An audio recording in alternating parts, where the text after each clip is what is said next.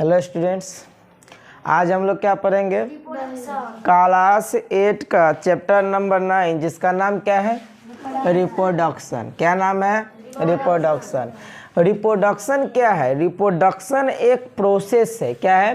Process है जिससे same characters का, अपने पेरेंट्स के कैरेक्टर्स का एक न्यू स्पेसीज जो है, उसी प्रकार की स्पेसीज, जैसे अगर बिल्ली है तो बिल्ली की स्पेसीज, इंसान है तो इंसान का स्पेसीज जन्म लेता है। नहीं, the production of new organism, the production of new organism from the existing organism. Existing organism का मतलब जो पहले से उपलब्ध है, पहले से उपलब्ध है, जो जीव पहले से उपलब्ध है उसी के द्वारा जब न्यू ऑर्गेनिज्म का, उसी प्रकार के न्यू ऑर्गेनिज्म का प्रोडक्शन होता है, उत्पादन होता है, उसको क्या बोलते हैं?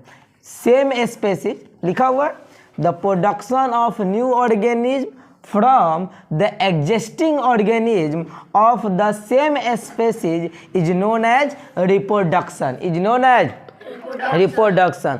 तो रिप्रोडक्शन वो प्रोसेस है, वो प्रक्रिया है जो पहले से उपलब्ध जीव के द्वारा उसी प्रजाति के नए जीवों को जन्म देता है, उत्पादन करता है, मतलब जन्म देता है। कोई दिक्कत नहीं है। इस प्रक्रिया को क्या बोले? रिप्रोडक्शन। क्या बोले? रिप्रोडक्शन। बात आती है कि सर रिप्रोडक्शन क्यों जरूरी है? सोचो कि अगर तुम धरती पर अभी हो, धरती पर तुम हो, किसकी वजह से? क्योंकि तुम्हारे पेरेंट्स ने तुम्हारा प्रोडक्शंस किया है।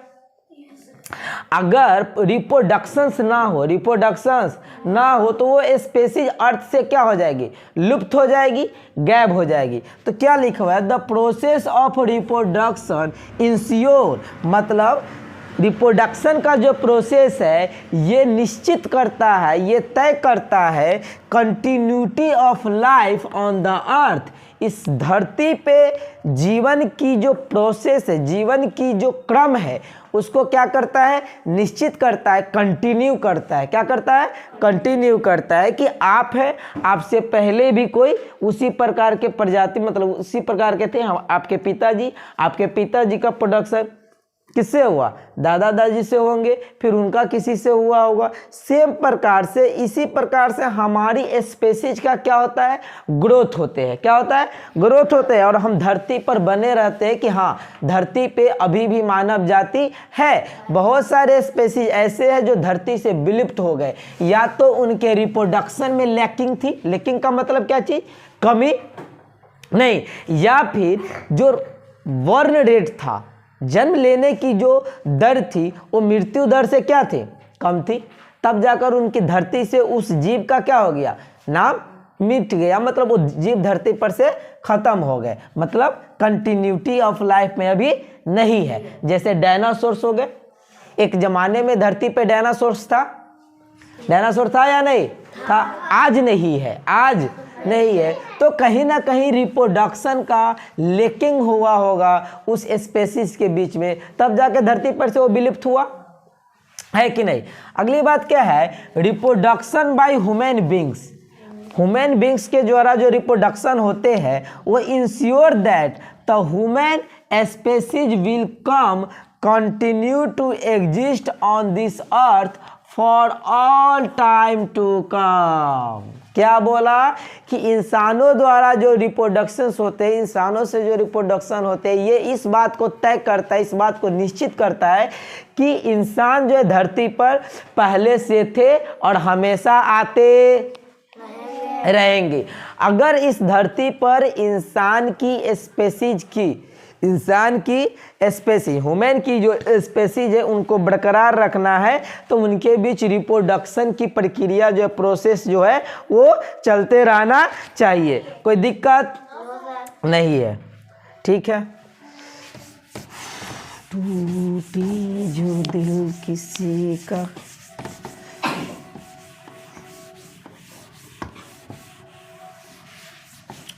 अब देखो बात आती है जो रिप्रोडक्शंस होते हैं, मतलब अगर कोई स्पेसी, अगर कोई ऑर्गेनिज्म न्यू बेबी को जन्म दिया है ना, न्यू बेबी को जन्म दिया तो उनके अलग अलग नाम होते हैं। क्या होते हैं? अलग अलग नाम होते हैं। तो the newly born baby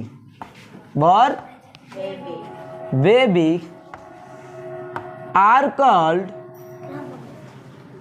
young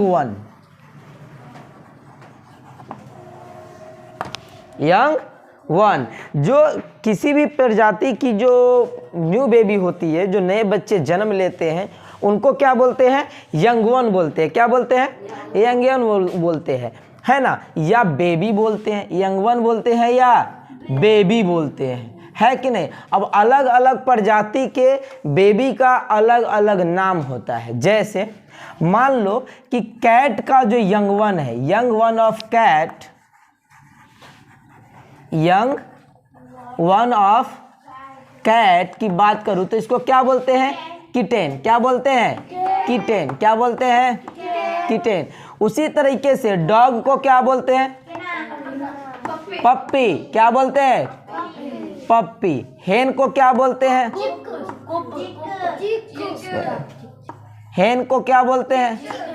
चिक। हेन को क्या बोलते हैं? चिक। उसी तरीके से अगर मैं पूछूं इंसान को तो चलो ह्यूमन को क्या बोलते हैं? बेबी। ह्यूमन को क्या बोलते हैं? बेबी। क्या बोलते हैं? बेबी। फ्रॉग को क्या बोलते हैं? टैडपोल। क्या बोलते हैं? टैडपोल, है कि नहीं। और बटरफ्लाई का? बटरफ्लाई को क्या बोलते हैं? कैटरपिलर। इट इज ए, है कि नहीं। तो बिल्ली के जो बेबी बॉर्न्स होते हैं, उनको क्या बोलते हैं? किटेन। डॉग के जो बेबी बॉर्न्स होते हैं उनको क्या बोलते हैं? पप्पी। और हेन के जो बेबी बॉर्न्स होते हैं उनको क्या बोलते हैं? चिक। हिंदी में क्या बोलते हैं? चुज्जा। इंसानों के बेबी को तो बेबी ही बोलते हैं, बेबी बॉर्न्स को, है कि नहीं। फ्रॉग को क्या बोलते हैं? टैडपोल। क्या बोलते हैं? टैडपोल। बटरफ्लाई का? कैटरपिलर। इस तरीके से और भी बहुत सारे जानवर हैं जिनके बेबी बॉर्न्स के अलग अलग नाम है, कोई दिक्कत नहीं है। तो हर स्पेसीज के बेबी बॉर्न्स को अलग अलग नामों से नोटेट किया जाता है। बेबी बॉर्न क्या है? The newly born baby are called young one और बेबी। यंग वन और जो नए जन्म लेते हैं, जिस भी प्रजाति के जीव के नए बच्चे जन्म लेते हैं उनको क्या बोलते हैं? यंग वन बोलते हैं। क्या बोलते हैं? यंग वन बोलते हैं। अलग अलग एनिमल्स के बेबी बॉर्न्स को अलग अलग नाम दिया गया है। जैसे कैट को क्या बोलते हैं? किटेन। डॉग को क्या बोलते हैं? पप्पी। हेन का क्या बोलते हैं? चिक। और फ्रॉग का क्या बोलते हैं? टैडपोल। क्या बोलते हैं? टैडपोल। बटरफ्लाई का? कैटरपिलर। कुछ इंपॉर्टेंट बातें हैं। चलो अब बात आती है मेथड ऑफ रिप्रोडक्शन का। किसका? मेथड ऑफ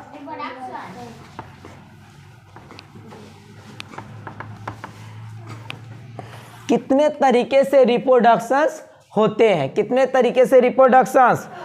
हैं? तो ये 2 तरीके से होते हैं। 2 प्रकार के मेथड है रिप्रोडक्शन का। क्या चीज?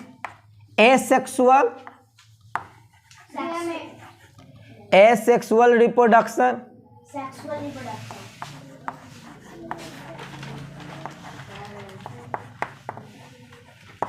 और ये क्या होता है? Sexual reproduction.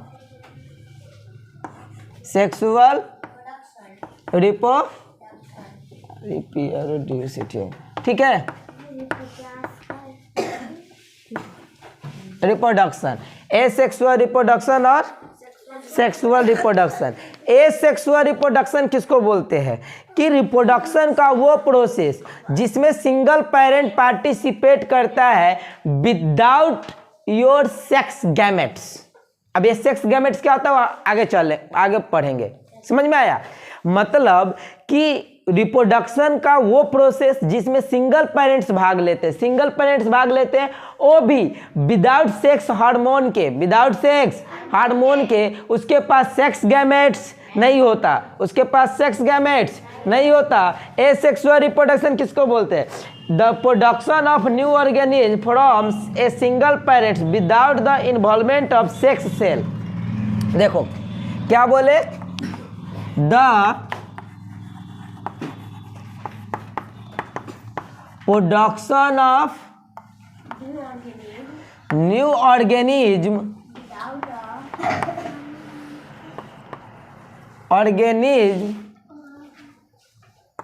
by a single parents, by a single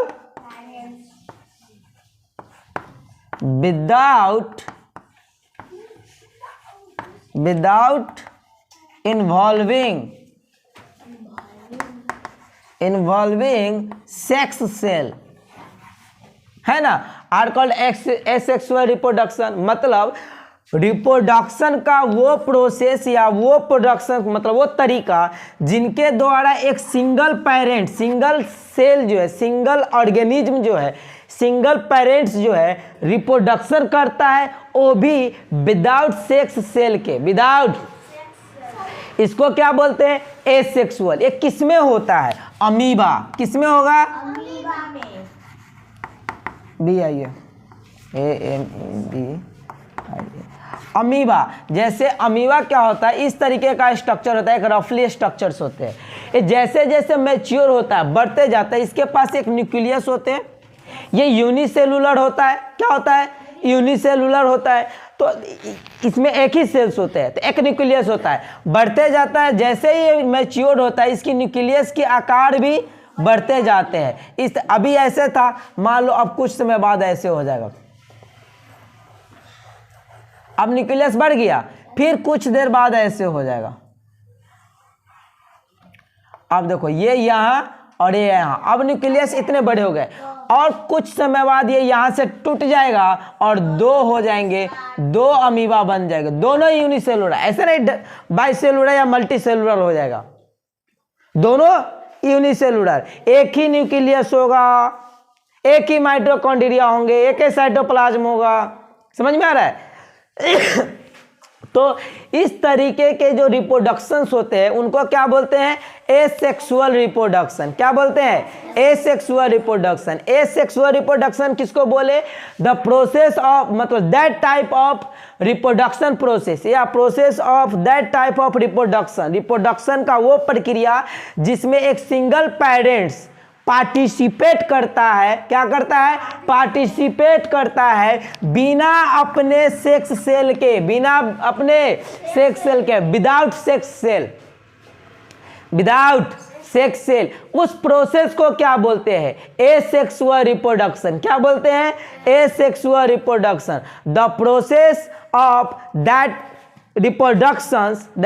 reproduction a single parents are participate without your sex cell, without your sex cell, अपने सेक्स सेल के बिना जब वो किसी सेक्सुअल रिप्रोडक्शन में भाग लेता है तो उसको बोलते हैं एसेक्सुअल रिप्रोडक्शन। और ये किस में होता है? अमीबा में होते हैं। किस में होता है? अमीबा में होते हैं, हाइड्रा में होते हैं। समझ में आया?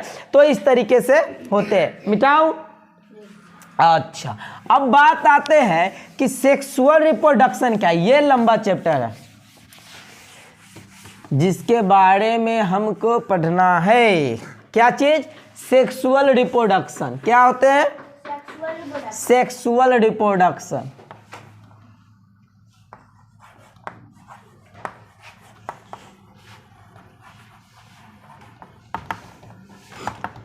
क्या पढ़ना है? Sexual reproduction. कोई दिक्कत नहीं है। सेक्सुअल रिप्रोडक्शन किसको बोलेंगे? The production of a baby या new baby organism, a new baby organism involving क्या चीज? Pair of parents, two parents, एक मेल और एक फीमेल, एक मेल और एक फीमेल, है ना, with your sex cells, with your sex cell का मतलब क्या हुआ? सेक्सुअल रिप्रोडक्शन उसको बोलेंगे जिसमें दो पेरेंट्स भाग लेता हो, एक मेल और एक फीमेल, और वो भी अपने सेक्स सेल के द्वारा, सेक्स सेल के साथ भाग लेता हो, और इस दौरान न्यू बेबी बॉर्न का जब निर्माण होता है, प्रोडक्शंस होते हैं, तो इस प्रोसेस को बोलते हैं सेक्सुअल रिप्रोडक्शन। क्या बोलते हैं? Sexual reproduction.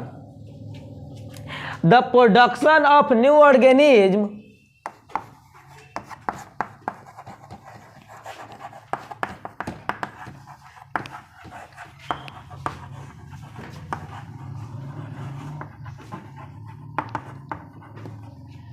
the production of new organism by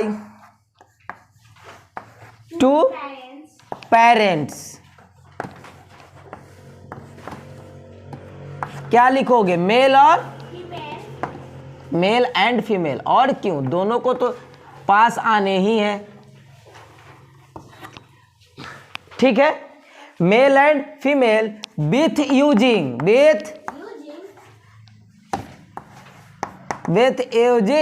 sex cell। Sex cells are called sexual reproduction।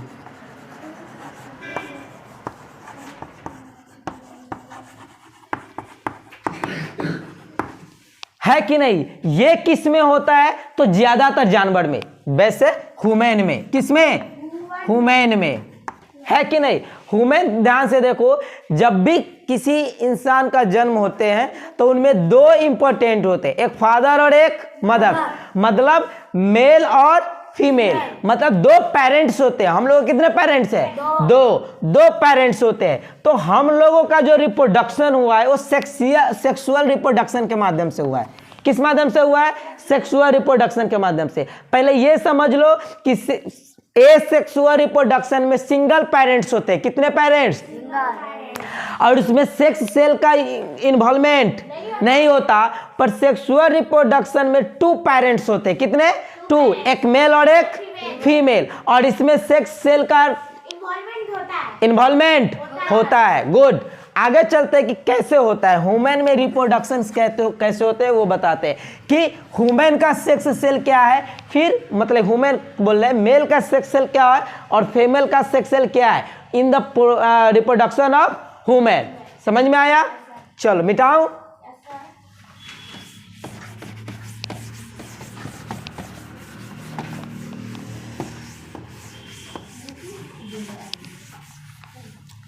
देखो ध्यान से, एक होते हैं मेल ह्यूमन। अच्छा, सबसे बड़ी बात क्या है, इसके सेक्स सेल को क्या बोलते हैं? ध्यान से समझो। इसके सेक्स सेल को बोलते हैं स्पर्म। क्या बोलते हैं? स्पर्म। और जो फीमेल के सेक्स सेल होते हैं, फीमेल सेक्स सेल, उसको क्या बोलते हैं? ओवल या ओवरी या ओवा। समझ में आया? अब ये सेक्स सेल होता क्या है, सबसे बड़ी बात है ना। मतलब those cell whose participate in the process of reproduction. अगर कोई पूछे कि सर सेक्स सेल क्या होता है, सेक्स सेल क्या होते हैं, तो दोज सेल which is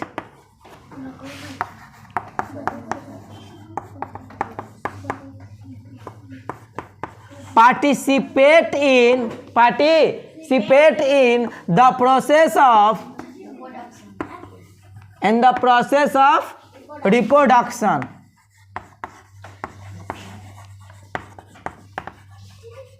है ना। इसको क्या बोलते हैं? Sex cell. क्या बोलते हैं?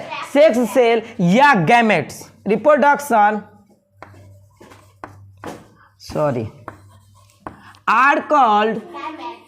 are called sex cell और gametes। कोई दिक्कत? नहीं है। तो अब सेक्स सेल या गैमेट्स, पहले क्या बोलते हैं, अब ध्यान से समझो, बोलेंगे एसेक्सुअल वैसे रिप्रोडक्शन को बोलते हैं जिसमें सिंगल पेरेंट्स भाग देता है विदाउट गैमेट्स के, विदाउट गैमेट्स के। और सेक्सुअल रिप्रोडक्शन वैसे रिप्रोडक्शन को बोलते हैं जिसमें 2 पेरेंट्स भाग लेते हैं, मेल और female, with your gametes, with your gametes. कोई दिक्कत नहीं है। अब बात आते हैं कि चलो कैसे होते हैं आखिर ह्यूमन का जो मेल का जो गैमेट्स होता है, ये स्पर्म क्या होते हैं, स्पर्म, ये क्या करता है, फीमेल सेक्स सेल के जो होते हैं ओवरी, ये क्या करता है, दोनों के बीच रिप्रोडक्शंस कैसे होते हैं वो सब चीजें समझेंगे।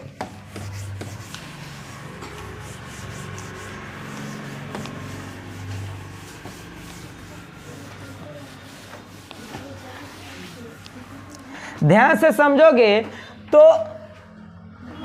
ह्यूमन के जो स्पर्म होते हैं उनका स्ट्रक्चर कुछ इस प्रकार का होता है। उनका स्ट्रक्चर, इसको फ्रंट व्यू और इसको मिडिल पार्ट और इसको टेल बोलते हैं। क्या बोलते हैं, टेल बोलते हैं। ये जो तुम पार्ट देख रहे हो, ये जो तुम पार्ट देख रहे हो, इसी के अंदर न्यूक्लियस होते हैं, साइटोप्लाज्म होते हैं, सब कुछ होता है। मतलब मेन रिप्रोडक्शन सेल्स जो है इसके अंदर भरा होता है, इस हेड के।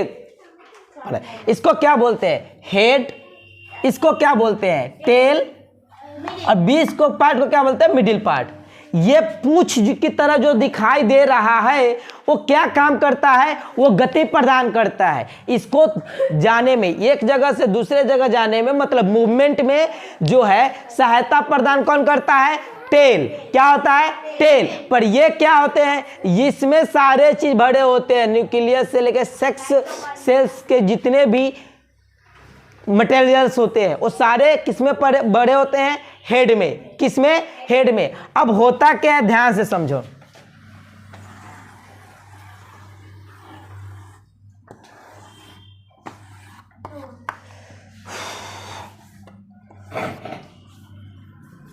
देखो ध्यान से, बेसिकली लेडीज के पास 2 ओवल्स होते हैं या ओवरी जिसको बोलते हैं। क्या बोलते हैं, ओवरी। क्या बोलते हैं, ओवरी। कितने होते हैं, 2 ओवरीज होते हैं। गर्म चाय है नहीं, चलो 2 ओवरीज होते हैं। इसको क्या बोलते हैं, इसको बोलते हैं फैलोपियन ट्यूब। क्या बोलते हैं, फैलोपियन ट्यूब। अब ध्यान से समझना, मेल द्वारा स्पर्म या वेजाइना में छोड़ दिया जाता है। ठीक है, वेजाइना में छोड़ दिए जाते हैं। ये स्पर्म करोड़ों की संख्या में होते हैं। अब क्या होता है कि लेडीज को हर महीने 3 से 4 दिन एमसी होते हैं जिनको बोलते हैं मंथली साइकिल। क्या बोलते हैं, मंथली साइकिल। ध्यान से समझना, क्या बोलते हैं, मंथली साइकिल, जिसको मासिक चक्र बोलते हैं। क्या बोलते हैं, मासिक चक्र। पर होता क्या है, ध्यान से समझो कि एक बार में एक ही ओवरी एक्टिव होता है। इस एमसी के दौरान या तो इस ओवरी से या इस ओवरी से एक ओवल एक अंडे इस ओवरी से निकलकर कहां आ जाता है, फैलोपियन ट्यूब में। कहां आ जाता है, फैलोपियन ट्यूब में आ जाते हैं। अब होता क्या है, मान लो कि इस बार ये ओवरी एक्टिव है तो यहां से तो करोड़ों स्पर्म आए, यहां से करोड़ों स्पर्म आए, पर ये जैसे गए कुछ स्पर्म यहां से टकरा कर मर गए। कोई जो इधर गया, इधर तो उसको अंडा मिला नहीं, ओवरी मतलब ओवल तो मिला नहीं, तो इधर जो स्पर्म गए वो भी खत्म। इधर बहुत सारे स्पर्म आए, इधर जो पहले टकराया उसी से इस ओवल का क्या हो गया, फर्टिलाइजेशन। क्या हुआ, अब कोई पूछे कि फर्टिलाइजेशन क्या होता है, तो इंट्रैक्शन और फ्यूजन, फ्यूजन बोलते हैं, या टकराना। स्पर्म और ओवल के टकराने की जो प्रक्रिया होती है उसको बोलते हैं फर्टिलाइजेशन। क्या बोलते हैं, उससे पहले ये ओवरी जो था, ओवल जो था, वो फीमेल गैमेट्स था और ये स्पर्म क्या था, मेल गैमेट्स थे। पर जब दोनों टकराया तो क्या हो गया, फर्टिलाइजेशन हो गया। क्या हो गया, फर्टिलाइजेशन। और ये इस गैमेट का अब एक अलग नाम हो गया, इस गैमेट्स का, उसको बोलते हैं जाइगोट। ध्यान से समझो कि जाइगोट पहले, जाइगोट कब आया, जब मेल का सेक्स सेल या गैमेट्स फीमेल के इस गैमेट से स्ट्राइक हुआ, टकराया, तो फ्यूजन हो गए, है ना। उस फ्यूजन के ओवल से, जिससे ये इससे जब टकराए तो बेबी का नींव डाला, बच्चे का नींव डाला, और इस अंडे को, इस ओवल को, इस गैमेट्स को बोला गया जाइगोट। क्या बोला गया, जाइगोट। क्या बोला गया, जाइगोट। समझ में आया। तो फर्टिलाइजेशन होता कहाँ है, फैलोपियन ट्यूब में। कहाँ होता है, कहाँ होता है, कंफ्यूज बिल्कुल नहीं होना।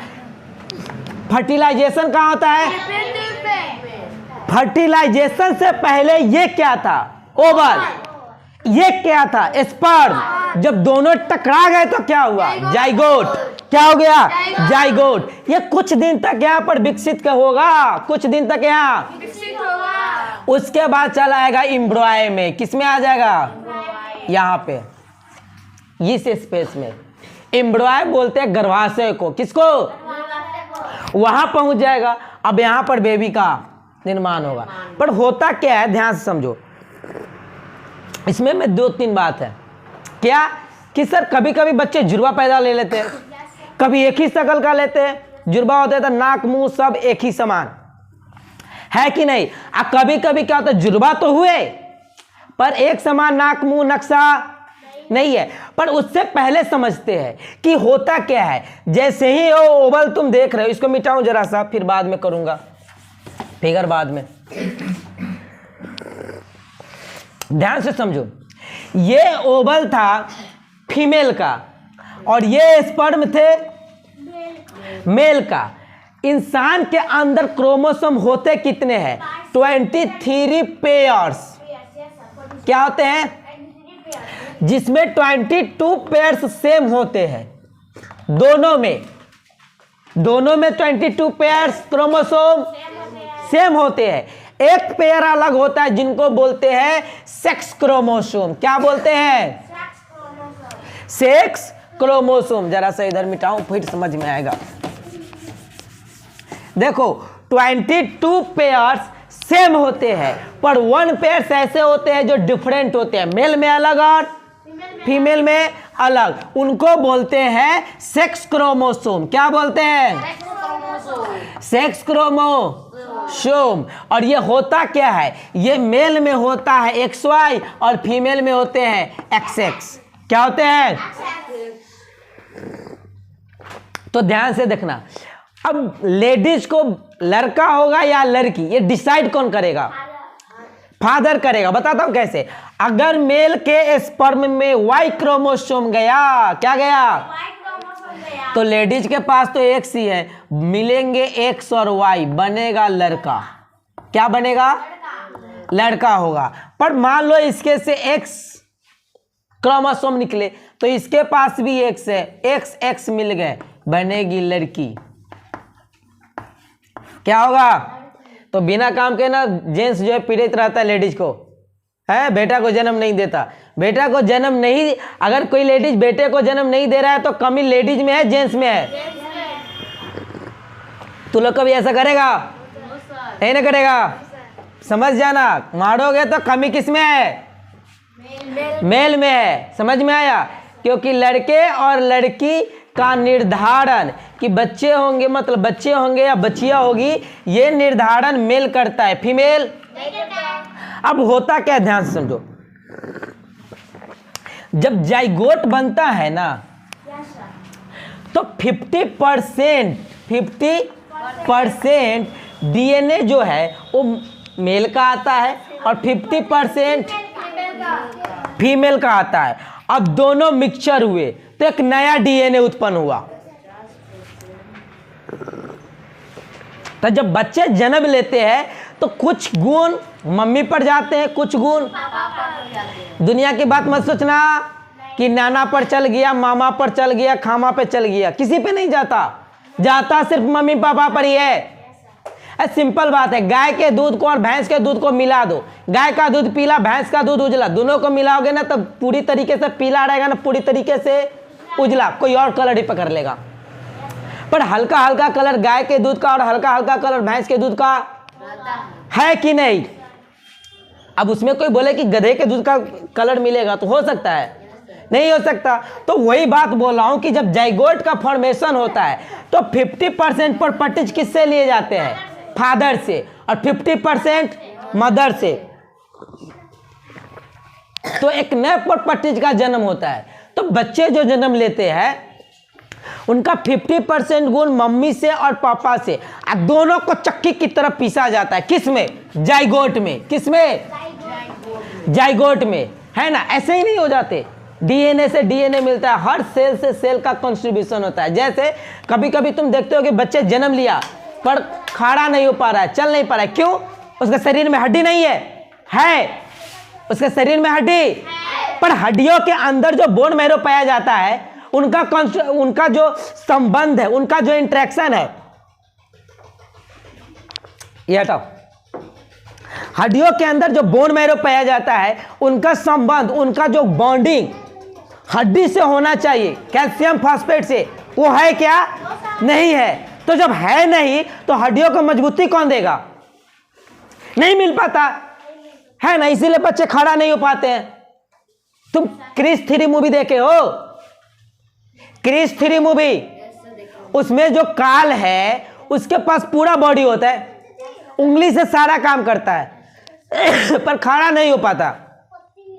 पर जैसे ही उसको बोन मैरो मिलता है वो खड़ा हो जाता है।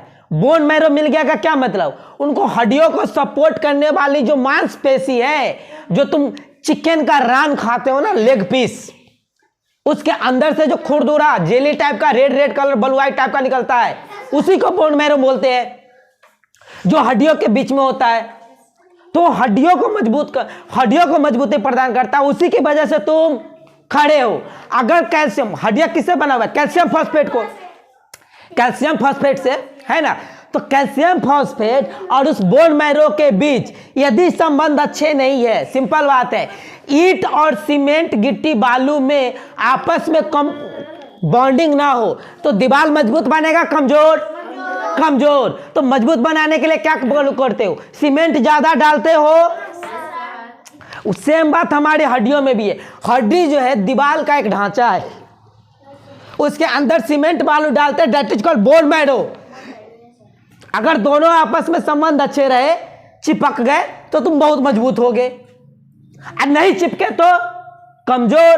तो इसी को बोलते हैं रिकेट्स की बीमारी हो गई। समझ में आया? खड़ा नहीं रह पाओगे।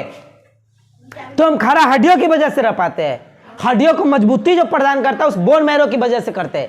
वरना लंगड़ा लुल्ला बहुत है जिनके पैर को काटोगे ना तो उसके अंदर से भी हड्डी उतना ही मोटा निकलेगा जितना तुम्हारा है। उसमें कमी कहाँ रह गई? बोन मैरो की। कहाँ कमी रह गई?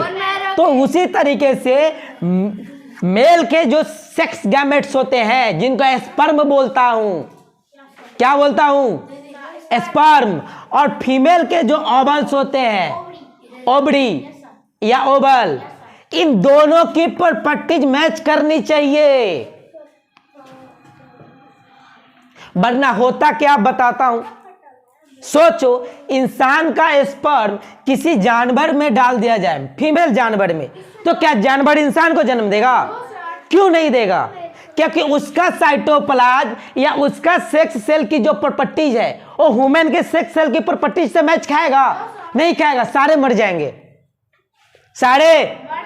जाएंगे। अगर ऐसा होता तो दुनिया में जो है ना जियो बार कब का हो गया होता। समझ में आया? पर ऐसे होते हैं, हर देश अपना लेबोरेटरी बनाता है और उसके अंदर बहुत सारे जीवाणु कीटाणु विषाणु बनाते हैं। जैसे कोरोना बनाया था चाइना ने, कोरोना बनाया था, वो अलग अलग जानवरों का यही गैमेट्स यूज करता है, उसके डीएनए और इसके डीएनए को मैच करवाता है, मैच कर गया तो नया प्रजाति जन्म ले लेगा, जिसको तुम लोग वेरिएंट्स बोलते हो। कोरोना के 7 वेरिएंट्स आए हैं ना भाई, वो डीएनए चेंज की वजह से आया है। इसका डीएनए मैच कर गया, कोई और डीएनए बना लिया, ले नया वेरिएंट्स। अगर उसी तरीके से इंसान का डीएनए किसी जानवर से मिल जाए तो दोनों का जब कॉम्बिनेशन करोगे ना तो एक नया तरीके का आदमी जन्म लेगा, बनमानुष की तरह, जो ना आदमी होगा ना जानवर। समझ में आ रहा है? तो बेसिकली रिप्रोडक्शन के लिए पहले डीएनए का मैचिंग होना जरूरी है। इंसान का इंसान से आसानी से मैच कर जाता है, पर इंसान का जानवर से मैच करना टफ है। बहुत सारे एक्सपेरिमेंट हो गए तो होता है, किसी किसी से हो जाए, नहीं हो अलग बात है। तो हर देश में एक जैविक लेबोरेटरी होता है जिसके अंदर ये चीज बनाए ही जाते हैं, वायरस वगैरह। जैसे चीन बना रहा था कोरोना, पर क्या कर गया, रिमूव हो गया, मतलब गलती से लीक हो गया। अब लीक हो गया तो इतना आदमी मर गया, देखो फिर भी लोग करते हैं। तो इंसान से बड़ा प्राचुत इंसान कोई नहीं है। अब बात आते हैं, ये बात समझ में आ गया, गैमेट्स की बात समझ में आ गई, जाइगोट क्या होता है समझ में आ गया, सेक्स सेल क्या होता है समझ में आ गया, मेल का सेक्स सेल क्या होता है, स्पर्म क्या होता है और फीमेल का ओवरी या ओवल, है कि नहीं। जब ये दोनों फर्टिलाइज होते हैं, मतलब स्ट्राइक बोलते हैं, करते हैं, फ्यूज करते हैं, एक दूसरे में फ्यूज करते हैं, मिलते हैं, उनको क्या बोलते हैं, fertilization. The process of female ovules and male sperm are fused to each other. This process is known as fertilization. क्या होगा? After fertilization, the gametes of fertilized gametes is known as zygote. क्या चीज? The fertilization take place in the fallopian tube. क्या चीज? मतलब fertilisation क्या होता है, फैलोपियन ट्यूब में। समझ में आया? फर्टिलाइजेशन किसको बोलते हैं समझ में आया? फीमेल का ओवल और मेल का स्पर्म जब आपस में फ्यूज करते हैं तो उस प्रोसेस को बोलते हैं फर्टिलाइजेशन। क्या बोलते हैं?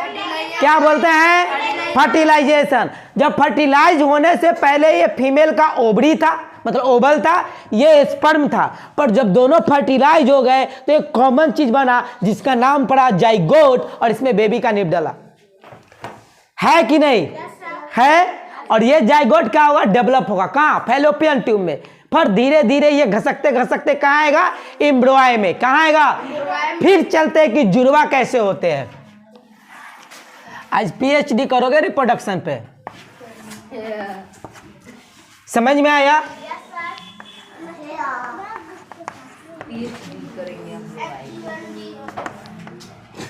अब ध्यान से समझो, सोचो कि यहां पर 2 ओवल्स है, ठीक, और यहां पर 2 स्पर्म एक ही साथ आ गए। जो पहले टकराएगा उसी से फर्टिलाइज होगा, बाद बाकी नष्ट हो जाएंगे, ये बात तय है। पर ऐसा भी तो हो सकता है कि 2 स्पर्म दोनों से टकराए सेम टाइम में, सेम टाइम में 2 स्पर्म 2 ओवल से टकरा गया तो बच्चे हुए जुड़वा। क्या हो गए? पर 2 स्पर्म से हुआ, इसीलिए इसका नाक नक्शा सेम होगा, ये जरूरी अलग होंगे। क्या होंगे? अलग होंगे। नाक नक्शा अलग होगा, पर होंगे जुड़वा। अब क्या होगा सर, सेम नाक नक्शा कब होगा? मान लो 2 ओवल से और एक ही स्पर्म टकराया, पर दोनों के बीच में टकराया, तो ये भी फर्टिलाइज हो गया और ये भी फर्टिलाइज हो गया। अब एक ही स्पर्म से दोनों ओवल्स टकराए हैं। अब सोचो ध्यान से, इस ओवल में तो लेडीज का प्रॉपर्टीज है, इस ओवल में भी लेडीज का प्रॉपर्टीज है, क्योंकि सेम लेडीज का सेम फीमेल का ना, दोनों ओवल्स है तो दोनों में प्रॉपर्टी सेम है। और ये मेल का स्पर्म आया, इसमें भी तो सेम प्रॉपर्टीज है, तो ये जब बीच में टकराएगा तो दोनों में सेम प्रॉपर्टीज होंगे कि नहीं होंगे? तो ऐसे जो जुड़वे बच्चे जन्म लेंगे ना, उसका आंख नाक कान मुंह सब सेम होगा। समझ में आया? तो सिंगल स्पर्म से, सिंगल या क्रोमोसोम बोलते हैं, हाँ, से 2 ओवल एक ही टाइम में जब फर्टिलाइज हो जाए तो उसके नाक नक्शा सेम होंगे, पर दो स्पर्म से मतलब दो क्रोमोसोम से दो ओवम सेम ही टाइम में टकराए तो उनके नाक नक्शा अलग होंगे, पर होंगे जुड़वा ही।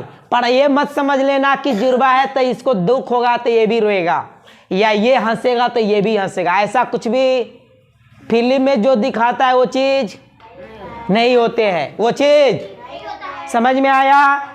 जाइगोट किसको कहते हैं समझ में आया? स्पर्म क्या है समझ में आया? ओवल क्या है समझ में आया? ओवरी क्या होता है? ओवल ओवरी या जो भी है वो समझ में आया? गैमेट्स या सेक्स सेल क्या हुआ समझ में आया? फर्टिलाइजेशन प्रोसेस क्या है समझ में आया? अब होता क्या है, कभी कभी मान लो किसी लेडीज को अब हुआ क्या हुआ, हमको बच्चा पैदा नहीं करने है, तो होता क्या, वो ऑपरेशन करवाता है। क्या करवाता है? तो दिक्कत क्या है ध्यान से समझो, ये तो ओवरी है ना, एमसी तो होंगे ही, तो ये ओवल तो यहाँ से निकलेगा ना, और स्पर्म यहाँ पहुंच गया, ओवल से टकराया तो फर्टिलाइजेशन तो पक्का होगा, है कि नहीं? तो डॉक्टर करता क्या, कैंची से इमेज से काट देता है और यहाँ पे काट के बांध देता है। तो देखो काटा किसको? फैलोपियन ट्यूब को। किसको काटा? ट्यूब को, और बांध दिया तो ट्यूब कट, और ट्यूब कट तो हुआ ट्यूबेक्टॉमी। ट्यूबेक तो फीमेल के नसबंदी को क्या बोलते हैं? ट्यूबेक्टॉमी। क्या बोलते हैं? ट्यूबेक्टॉमी। फीमेल के नसबंदी को क्या बोलते हैं? ट्यूबेक्टॉमी। क्या बोलते हैं? अब मेल के नसबंदी को वेसेक्टॉमी। क्यों?